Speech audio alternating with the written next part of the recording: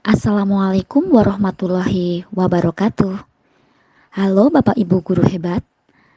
Kali ini perkenankan saya akan memaparkan koneksi antar materi modul 3.3 pengelolaan program yang berdampak positif pada murid. Sebelumnya, perkenalkan terlebih dahulu, nama saya Susi Aziz Rostikowati, CGP Angkatan 5 dari SMP PGRI 1 Cilongok, Kabupaten Banyumas. Tugas 3.3a.8 tentang koneksi antar materi modul 3.3 pengelolaan program yang berdampak positif pada murid dengan fasilitator Bapak Nuryanto dan pengajar praktik Ibu Dewi Mailanka. Diawali dengan pertanyaan pemantik. Bagaimana perasaan Anda setelah mempelajari modul ini? Saya sangat bahagia setelah mempelajari modul 3.3 ini. Alhamdulillah, banyak ilmu yang saya peroleh dari modul ini. Saya semakin paham dalam mewujudkan pembelajaran yang berpusat pada murid.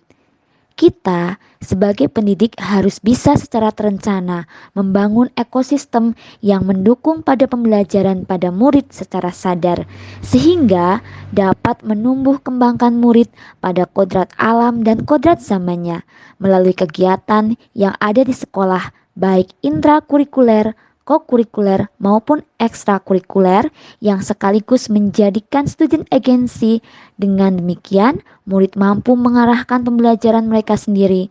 Murid pun mampu membuat pilihan, menyuarakan opini, mengajukan pertanyaan, mengungkapkan pendapat, berpartisipasi pada komunitas belajar, dan mampu mengkomunikasikan apa yang mereka pahami dan melakukan aksi nyata dari hasil belajar mereka tanpa harus takut dan secara merdeka sesuai kurikulum kita, yaitu Merdeka Belajar. Pertanyaan pemantik berikutnya, apa intisari yang Anda dapatkan dari modul ini? Intisari yang saya dapatkan pada modul 3.3 ini adalah yang pertama, adanya student agency atau kepemimpinan murid dan kaitannya dengan profil pelajar Pancasila yang sedang kita galakan. 2. Adanya voice atau suara, choice atau pilihan, ownership atau kepemilikan pada murid dalam konsep kepemimpinan murid. Yang ketiga, adanya lingkungan yang mendukung tumbuh kembangnya kepemimpinan pada murid. Yang keempat, pentingnya melibatkan komunitas untuk turut serta mendukung tumbuh kembangnya kepemimpinan pada murid. Kepemimpinan murid. Jika kita mengacu pada OECD tahun 2019, kepemimpinan murid berkaitan dengan pengembangan identitas dan rasa memiliki. Ketika murid mengembangkan agensi, mereka mengandalkan motivasi, harapan, efikasi diri atau kepercayaan diri, dan grow mindset atau pemahaman bahwa kemampuan dan kecerdasan dapat dikembangkan untuk menavigasi diri mereka menuju kesejahteraan lahir batin atau well-being. Hal inilah yang kemudian memungkinkan mereka untuk bertindak dengan memiliki tujuan yang membimbing mereka untuk berkembang di masyarakat. Dalam menumbuh kembangkan kepemimpinan pada murid, saat seorang murid menjadi pemimpin dalam proses pembelajaran mereka sendiri, sebenarnya mereka sudah memiliki suara atau voice, mereka juga sudah memiliki pilihan atau choice dan kepemilikan atau ownership pada proses pembelajaran mereka sendiri. Melalui ketiga hal tersebut, murid dapat mengembangkan kepemilikannya pada proses belajarnya sendiri. Dan tugas kita sebagai guru menyediakan ekosistem dengan aset yang ada untuk tumbuh kembangnya pemimpin pada murid. Sehingga hal tersebut dapat terus menjadi budaya dan menghasilkan murid yang memiliki jiwa pemimpin yang bertanggung jawab.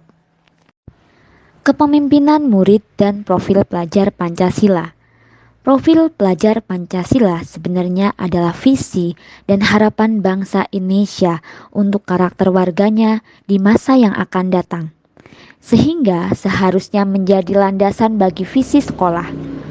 Upaya menumbuh kembangkan kepemimpinan murid akan menyediakan kesempatan bagi murid untuk mengembangkan profil yang positif bagi dirinya, yang kemudian diharapkan dapat mewujudkan sebagai pengejawantahan profil pelajar Pancasila dalam dirinya, di mana profil pelajar Pancasila terdapat beriman, bertakwa kepada Tuhan Yang Maha Esa dan berakhlak mulia, kemudian berkebinekaan global, kemudian bergotong royong, kemudian kreatif, bernalar kritis dan mandiri.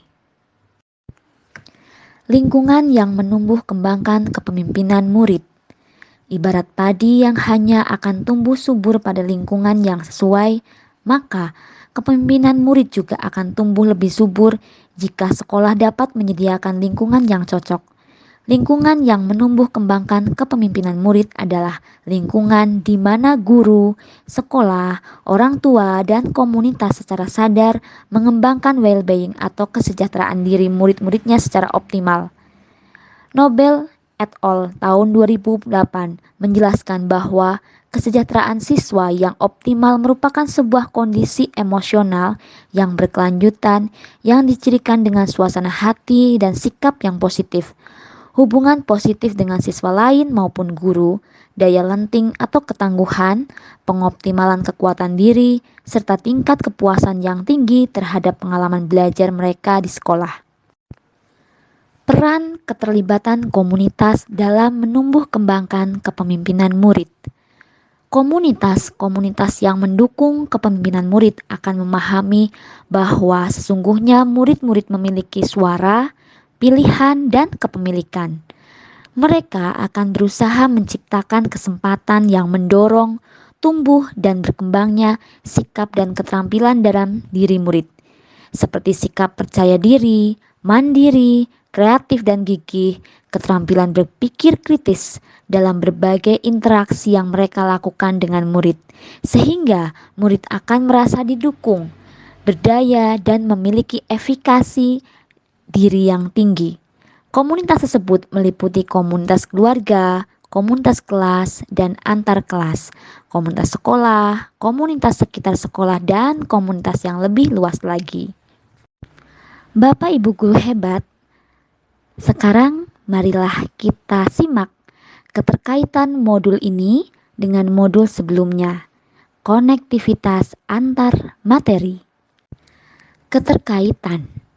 Pengelolaan program sekolah jelas harus berdampak pada murid, dengan terlebih dahulu mendesain perencanaan dan pengelolaan program secara cermat dan tepat. Modul 3.3 merupakan modul penghujung dari serangkaian modul dalam diklat calon guru penggerak. Modul 3.3 mengajak saya untuk kembali mereview kegiatan dan rutinitas yang saya lakukan dalam menjalani pengabdian dan peran menjadi seorang guru. Keterkaitan modul 3.3 dengan modul 1.1. Menurut filosofi Ki Hajar Dewantara bahwa pendidik mempunyai peran strategis untuk menuntun segala kodrat yang ada pada murid, sehingga mereka bisa bahagia dan selamat sebagai masyarakat. Adapun dalam pengelolaan program sekolah yang berdampak pada peserta didik, hendaknya melibatkan murid dan memperhatikan pengembangan potensi atau kodrat peserta didik. Dalam kodrat ini juga dibahas bahwa murid merupakan pribadi yang unik dan utuh, sehingga guru sebaiknya dapat menuntun murid sesuai dengan kodratnya.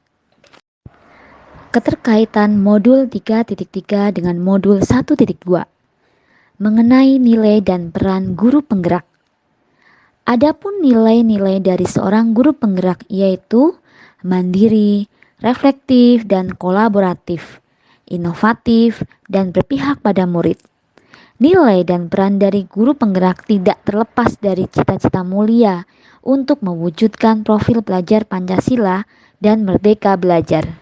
Dalam menjalankan perannya, seorang guru tidak hanya cukup sebagai pemimpin pembelajaran di kelas, tetapi juga memiliki tanggung jawab sebagai pemimpin dalam pengelolaan program yang berpihak pada murid. Keterkaitan modul 3.3 dengan modul 1.3.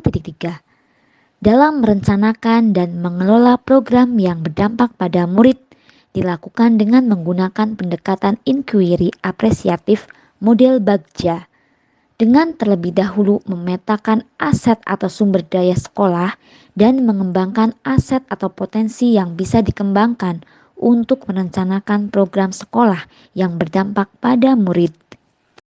Keterkaitan modul 3.3 dengan modul 1.4 tentang budaya positif berupa lingkungan yang mendukung pengembangan potensi, minat, dan profil belajar murid, terutama kekuatan kodrat pada anak-anak.